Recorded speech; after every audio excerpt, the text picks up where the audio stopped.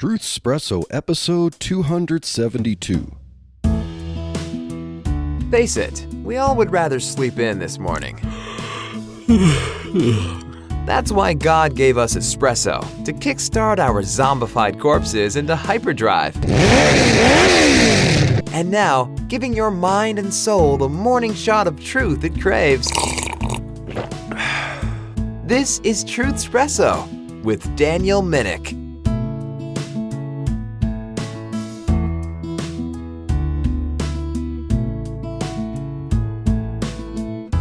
Well, it's that special time of year again. And what special time of year is that? Well, you might be thinking Christmas, the Christmas season, shopping season. But I'm actually referring to cold season, flu season, and the week as I am recording this, I am recovering from a pretty nasty flu, and some of my family members are still trying to push through it, and we've dealt with some high fever temperatures. And so what we're going to do for this episode is we're going to rewind a previous episode.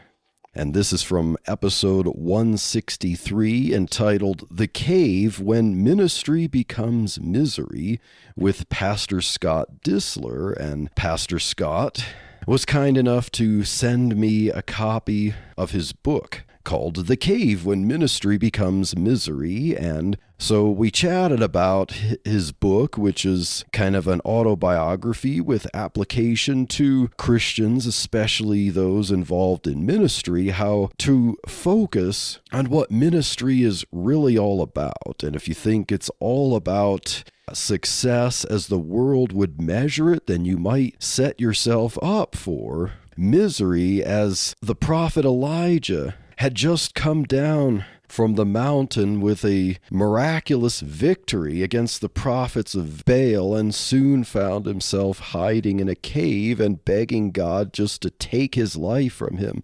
So how does that happen, even to mighty men of God? Let's find out in this Rewind episode with Pastor Scott Distler. And so without further ado, enjoy. Well, hello, Truth Espresso friends, family, and lurkers alike. This is your host, Daniel Minnick, coming at you with another episode, but this one is going to be a special treat. I have a special guest by the name of Pastor Scott Distler, and I hope that with this conversation, you'll get to know him a little bit, as I've felt like I'm getting to know him a little bit by reading his book, which is what we're going to talk about this episode. Pastor Scott Distler is the lead pastor at Gaylord E-Free Church. It's a multi-campus church with campuses in Gaylord and Sault, Michigan. He holds a Pastoral Ministries degree and a master's in religion from Liberty University. That's the home of the late, great Dr. Jerry Falwell. And Pastor Scott has served a role of pastor in Ohio, in Indiana, and Pennsylvania, and now in Michigan at the church he now pastors. Scott is the author of the book, The Cave When Ministry Becomes Misery. So, Pastor Scott Distler, welcome to Truth Espresso. Hey, great to be with you. Thanks for having me. And so, Pastor Scott, before we get into your book a little bit, could you give a brief testimony of how you came to know Jesus Christ as your Savior, and how you felt called into pastoral ministry? Oh, I'd love to. I grew up in a Christian family. My grandpa was a pastor. And so even as a child, I was in church. We were the type of family, if the doors were open, we were in church. Mm-hmm. But because my dad was also the church custodian, even when the doors were closed, we were in church. And so church was a big part of my life. I started when I was 5 years old, going every Tuesday afternoon to a good news club taught by my aunt through Child Evangelism Fellowship. I went every single week. I went primarily for the punch and cookies, but every single week I would hear my aunt tell the story of Jesus dying for my sins, rising from the dead, and how we could be forgiven if we would receive Christ into our life. And I heard that story multiple times, to the point that even at age 5, I think I could have told the story every bit as good as my aunt did. But one particular afternoon, I remember sitting in that living room in that house, and it dawned on me. I knew the story, but I had never personally received Christ. And that afternoon, with my aunt on the front steps of that house, I invited Jesus Christ into my life. And that was the really beginning of my spiritual journey. And when I was young, I was already feeling a call to full-time ministry. When I was in junior high school, I used to, every Sunday morning as I got ready for church, on a little black and white TV in my bedroom, watch Jerry Falwell and the Old Time Gospel Hour. And I wanted to be like Jerry Falwell. And my junior year of high school, my pastor asked me to preach at our Easter sunrise service. I'd like to say it's because he saw something in me, but I think it's because I was dating his daughter at the time. But nonetheless, I preached that morning, saw people come to know Jesus. And from that moment on, there was nothing else in this world I wanted to do but preach. And so when I heard that Dr. Falwell had a college in Virginia, my search for a college ended. I ended up there for 4 years and then started in ministry while I got my master's degree. Oh, cool. It sounds like a really neat testimony, and how God uniquely calls every one of us to both to faith and also ultimately to some form of ministry. And I like the story about being called preaching the Easter service and you're dating the pastor's daughter. Yeah, it's pretty cool. I could use anything. Yeah. Even the dating sphere. That's right. Yeah. So you're pastor of an E-Free Church. Can you explain what an E-Free Church is? I've heard it before. Sure. Is it kind of like an independent Baptist church? Well, probably in theology, but Evangelical Free is part of what's called the EFCA, the Evangelical Free Churches of America. And it's a denomination that kind of got put on the map when Chuck Swindoll was at the height of his radio ministry, because he pastored a free church in California at the time. And so that's the denomination is the Evangelical Free Churches of America. For short, we just call it E-Free. It's a lot easier to say, although sometimes people think that means we don't pass the offering plate. But anyway, E-Free Church is what we go by. Cool. Yeah, I know I've been to like some Calvary chapels, which are non-denominational. Maybe there's some similarity there, but yeah. There is. And the EFCA, though we're part of a denomination, every church is autonomous. Mm-hmm. So we make our own decisions, have our own leadership structures, but we are part of a denomination, albeit loosely. Oh, cool. Yeah, so let's get to your book. It's called The Cave, When Ministry Becomes Misery.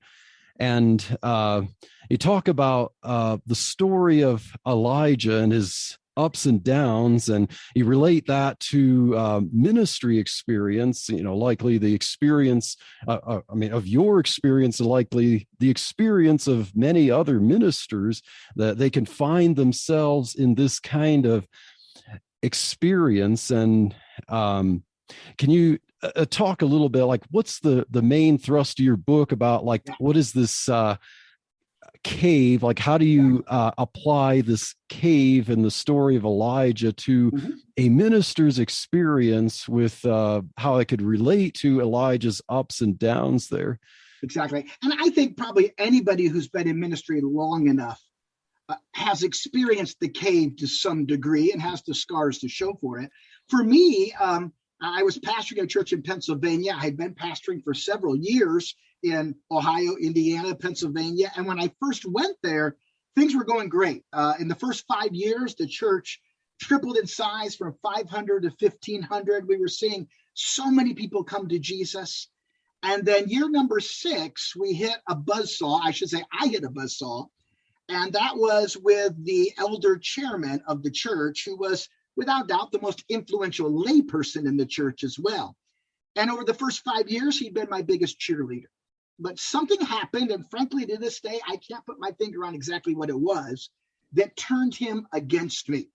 And that started a process of a lot of secret meetings and meetings behind my back, and I would say untruths. And as all that was happening, I found myself retreating into what I call the cave.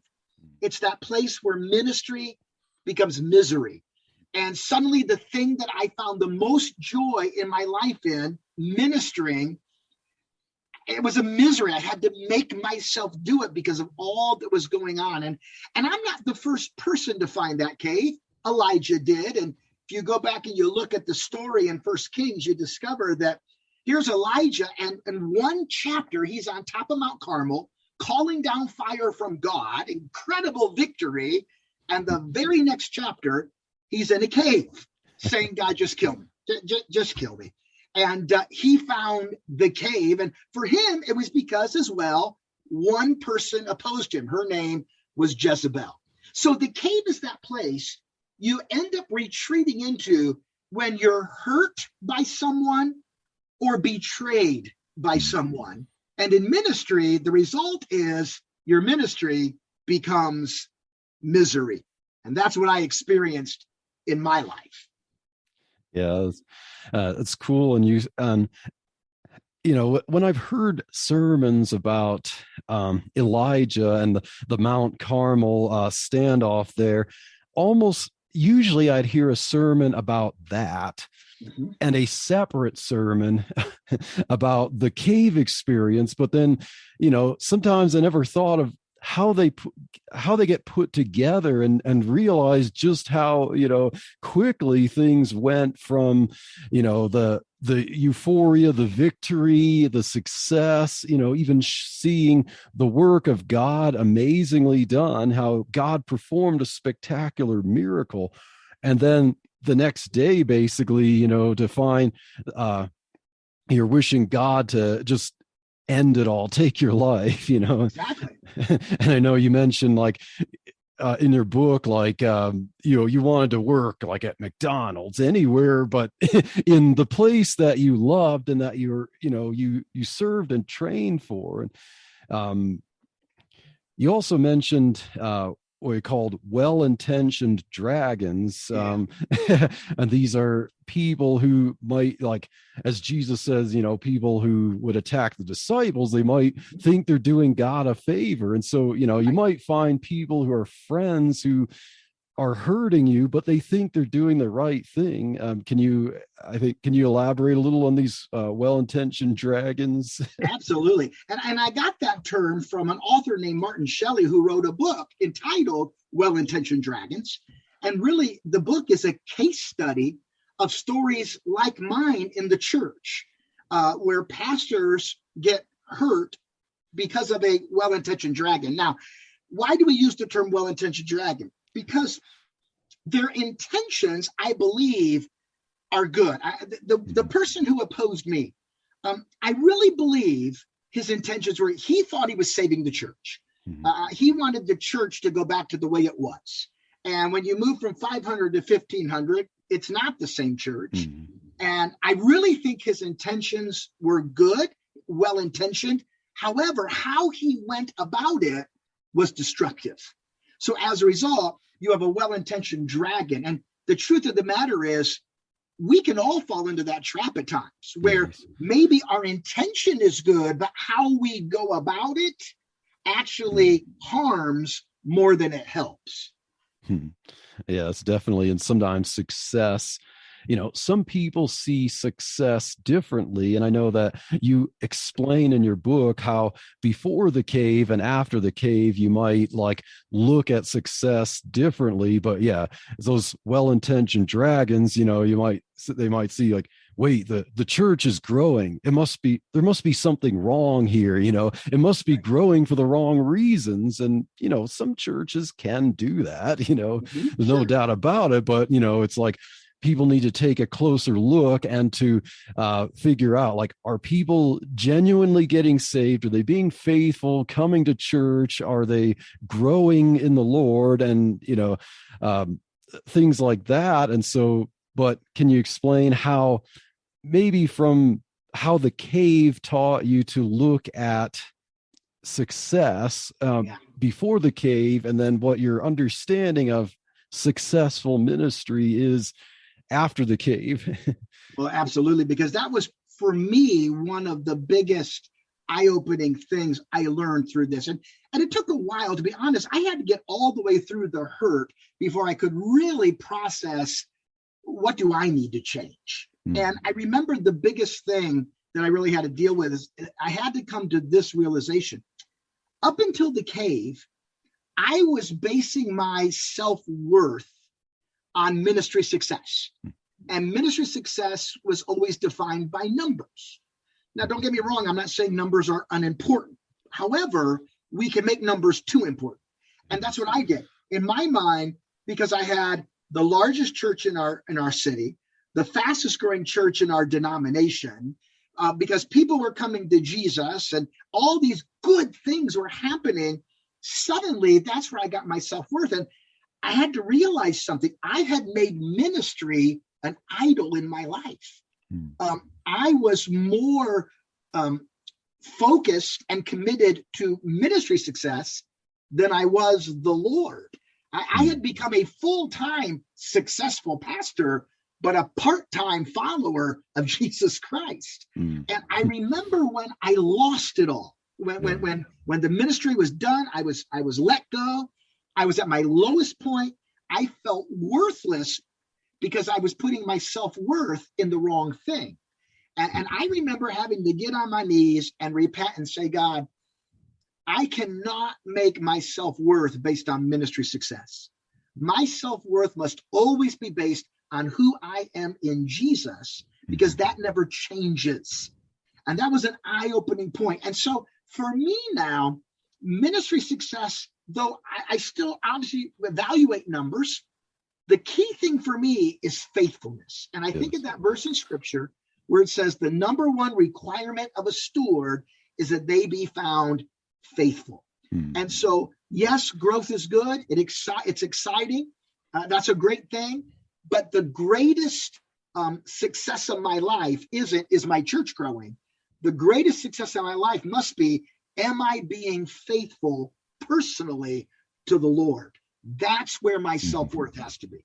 Yes, definitely. And I think with that, some of the challenges that happen as a ministry is growing is that it seems that more, with more people coming in and joining the church, there's probably more of a chance that you'll end up having some people come in who will start to pose challenges too, as well as, as I mentioned before, some people who will think like, wait, things are changing. Change is bad. Exactly Something like that. and that's why it's important that we do focus on the right things. I heard a preacher say one time, there's always a Judas in your life, and they're usually close enough to kiss you. And there's probably some truth to that. Yeah. That's why it's so important that we keep focused on the main thing. I think as parents, we assume that kids are going to just know the right way to do things. You have to train them by teaching them to do it over and over again until they actually get it. This is Yvette Hampton, host of the Schoolhouse Rocked podcast. Join us each week for a new episode as we offer encouragement and resources on biblical discipleship from popular speakers and authors, as well as parents just like you and me. Find out more at schoolhouserocked.com or listen anywhere you find your favorite podcast. You brought up Joseph as a good example of someone who, from what we could see at the beginning, he had favor from his father. He was an honest person. He was doing the right thing. But sometimes we experience things from very close friends or family who get envious of our favor. And, especially as you as a pastor of a growing church there. And so some people who could be very close to us can tend to want to figure out how to take us down and get rid of us. And for, reasons that they're not very good. And, and Joseph found himself in what you call the pit of despair Yeah, in the book. exactly. And yeah. And then the challenge that we can also face is where close people who have influence can, lie about us. Like they killed the goat and dipped the coat in the blood and said that Joseph was killed to his father, right, that, so that he would forget about him and move on, basically, is like some way to just totally get rid of, someone that they didn't like. But what's interesting about, Joseph's story is that, you mentioned in the book how the Lord was with Joseph, even when he's in Egypt, even when he becomes a slave, even when he's falsely accused and put in prison. And yet through all of this, Joseph would have never become second in command to Pharaoh and had such influence over the whole nation of Israel if none of this stuff ever happened. Yeah. There's so many incredible principles in that story, and you hit on a key one, and that was the thing that motivated his brothers to betray him was envy and jealousy. And again, we have to be careful because we can all fall into the trap of jealousy. And it's interesting because we have two different words, jealousy and envy. Jealousy is when you have something and I wish it were mine. Envy is when I try to deprive you of it because I can't have it either. In the New Testament, it's the same word for both, because jealousy, if left unchecked, always leads to envy. And that's what happened in the life of Joseph. And you're right. He gets thrown into the pit.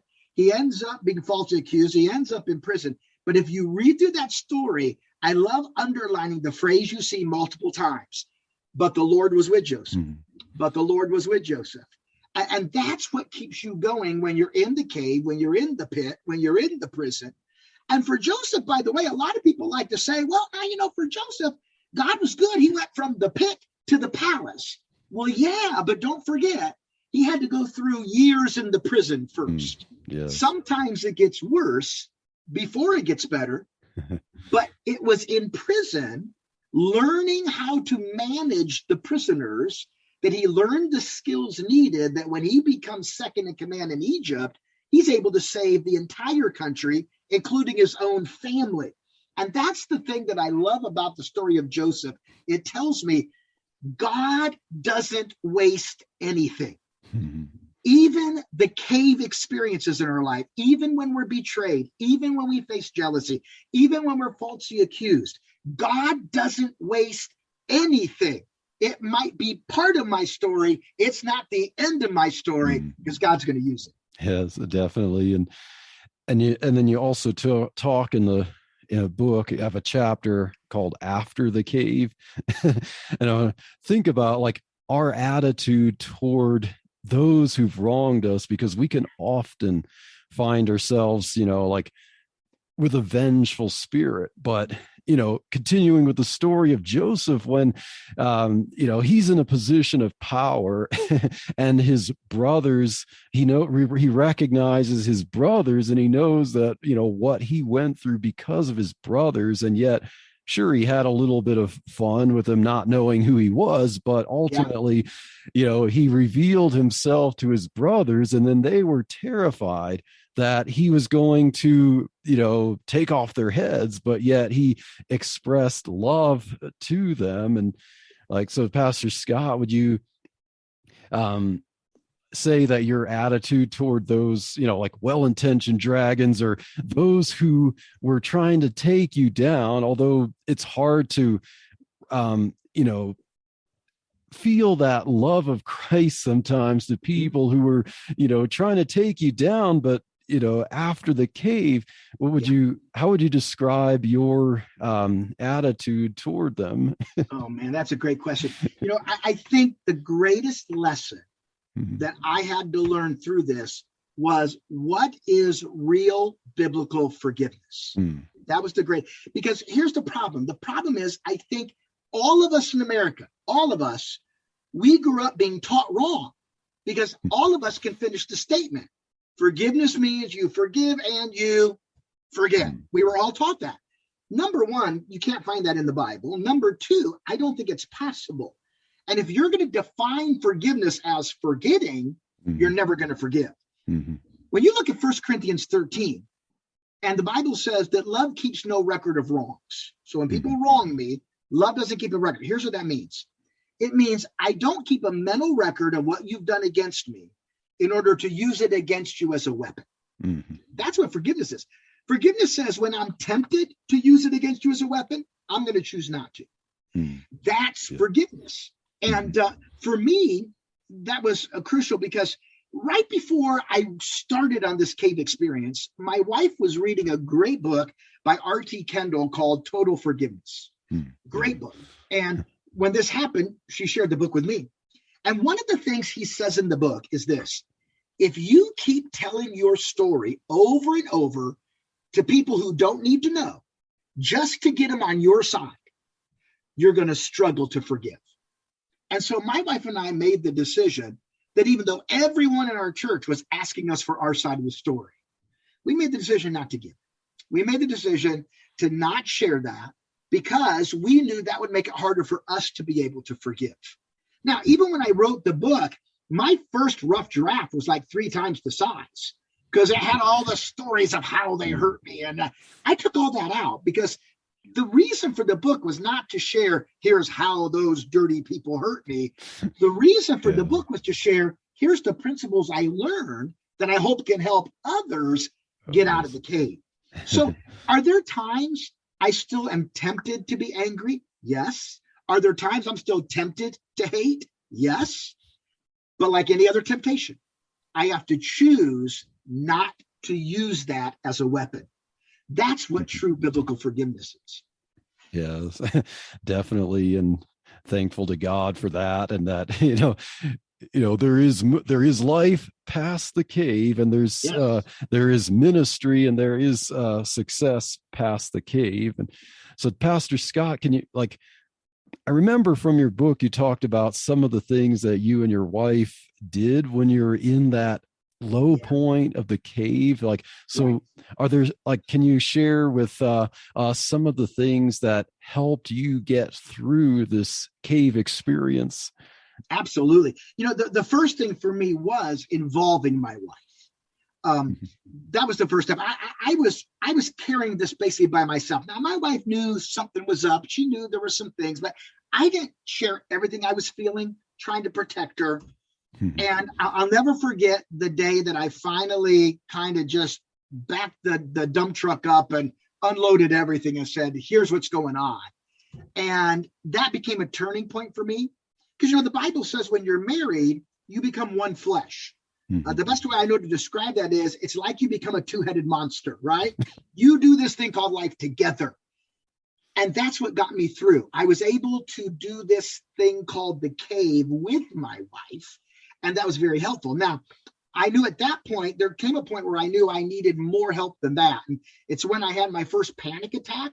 I'd heard other people talk about that. I had never had one, but when I had one, it scared me.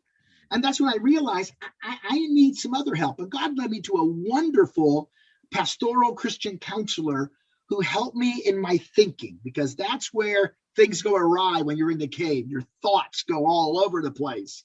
He helped me with that. But my wife and I, there were 2 things that really helped us. The first one was this. We said we need to pray specifically. And here's what we meant by that. There were 2 prayers that we prayed every day. The one prayer was this: God, when this is over, whenever that is, whatever it looks like, our prayer is that we will be more in love with Jesus than we are today, more in love with each other than we are today, and more in love with the local church than we are today. Because I've watched pastors go through this and abandon 1, 2, or all 3 of those. And every day we prayed that specific prayer. And I can tell you now, 12 years removed, by the grace of God, I'm more in love with Jesus than I was back then. I'm more in love with my wife than I was back then. And even though the greatest hurt of my life came in the local church, I'm more in love with the local church today than I've ever been. The other thing we prayed specifically was this: God, please don't let us both be down at the same time.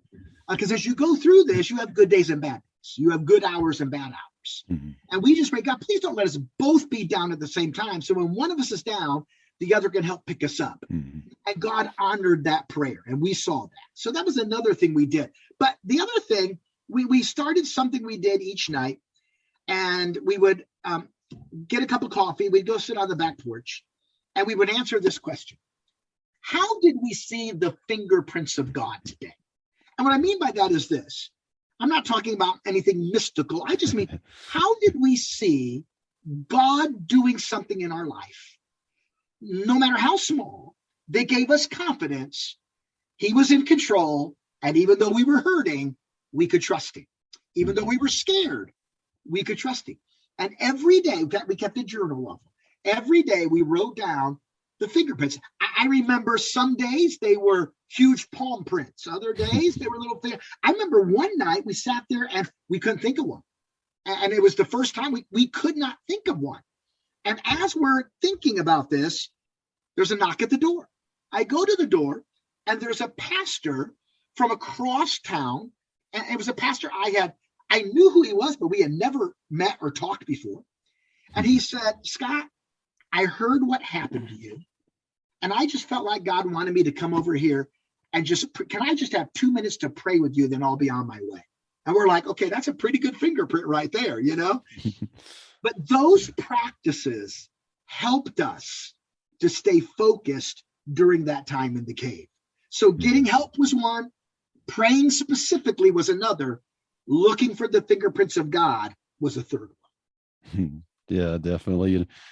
Like a good example from the life of Elijah is when he's at the brook Cherith, and it's like, you know, as when you're in ministry, you're expecting clear leading all the time, and as you said, looking for the fingerprints of God.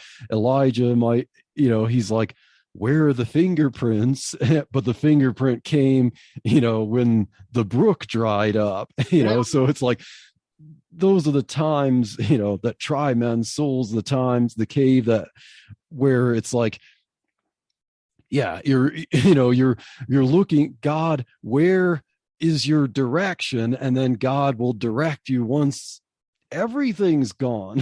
Yeah, exactly right. But there's always fingerprints there. There really is. If you just take time to look, you can always see the fingerprints of God. Yeah. Again, that tells me, even though I'm scared, even though my questions are unanswered, even though I'm hurting, he's in control. I can trust him. And by the way, that's the definition of peace. Peace is not the absence of conflict, the absence of fear, the absence of pain, the absence of sorrow. Peace is knowing that in the midst of the conflict, in the midst of the fear, in the midst of the pain, in the midst of the sorrow, my God is in control. And I can trust him. That's peace.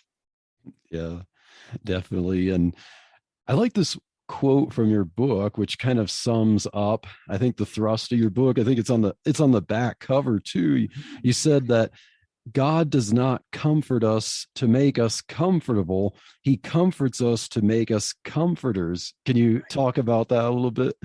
Absolutely. You know, 2 Corinthians 1 is a great passage that tells us that God is the God of all comfort, who comforts us in our trials so that we can comfort those who go through the same trial. The word comfort, by the way, means come alongside. Yes. He comes alongside in our trials so we can come alongside of others. God doesn't comfort us to make us comfortable.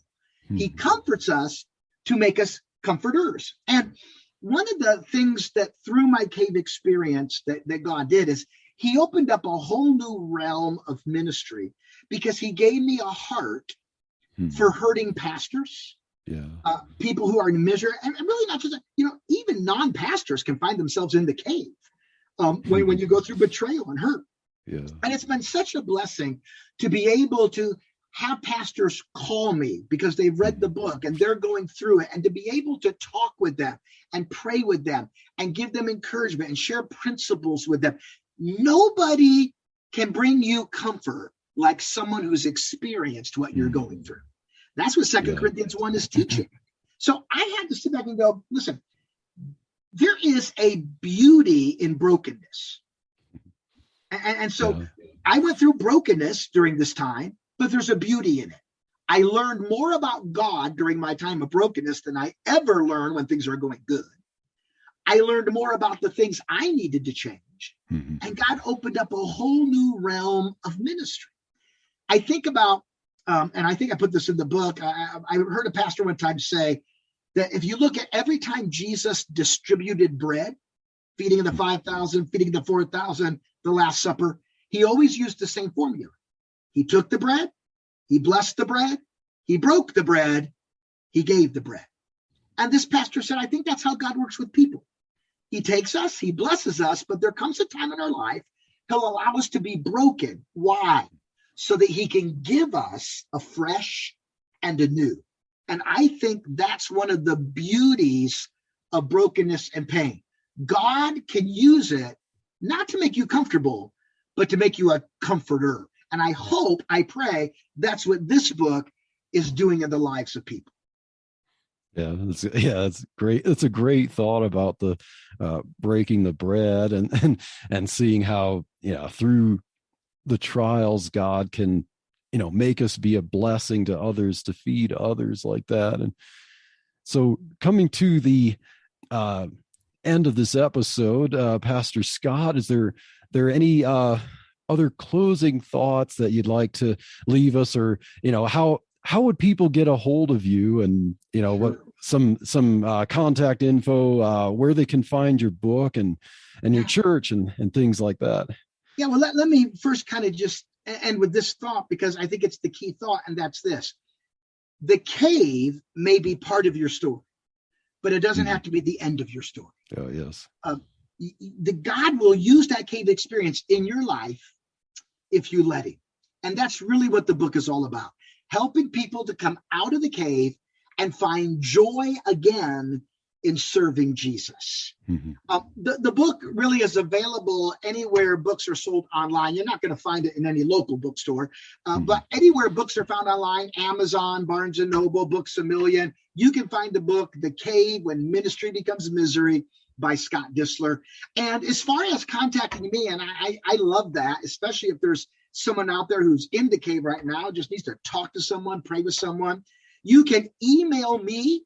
And that email is my first name, Scott, last initial D, Scott D, at myefree. Now let me spell it. That's MIEFREE.org. That's my email. And you can find me on Facebook as well and do it that way. Or you can just Google the E-Free Church of Gaylord, Michigan, and that'll bring up our church website. It's myefree.org. There's you can contact me through that as well. And we our 9 o'clock and 10:30 service is also live online every single Sunday. If you live anywhere in northern Michigan, we're on CBS every Sunday morning from 8 o'clock to 9 o'clock. And so a lot of different avenues. But again, anybody that would need to talk, I love doing that. Please feel free. Give me a call, send me an email. I'd love that. Yeah, that's great. Thank you, Pastor Scott, for all that good info. And I will provide links to your book, Gaylord E-Free Church, and so that our listeners can check you out. And I highly recommend your book. It's called The Cave. Oh, it's kind of mirrored there. The Cave When Ministry Becomes Misery. And I've been reading it, and it's a good read. It's definitely it's encouraging. It's well written. It reads like a series of encouraging sermons. And so definitely, if you're in ministry, or even if you're not in ministry, you can find yourself in these cave situations. And we have a book here. Pastor Scott Distler has a book that can help you and guide you through passages and illustrations from the Bible to help you deal with that cave situation, and to encourage you that, as you said, the cave is not the end of the story. And so you can get out of that cave and you will be a better person, a better minister of the gospel for that. And so Pastor Scott Distler, thank you for being a guest here on the Truth Espresso podcast. What a privilege. Thanks for having me. And thank you for listening to this episode of Truth Espresso, and stay tuned for next week, next Monday, for more Truth Espresso goodness.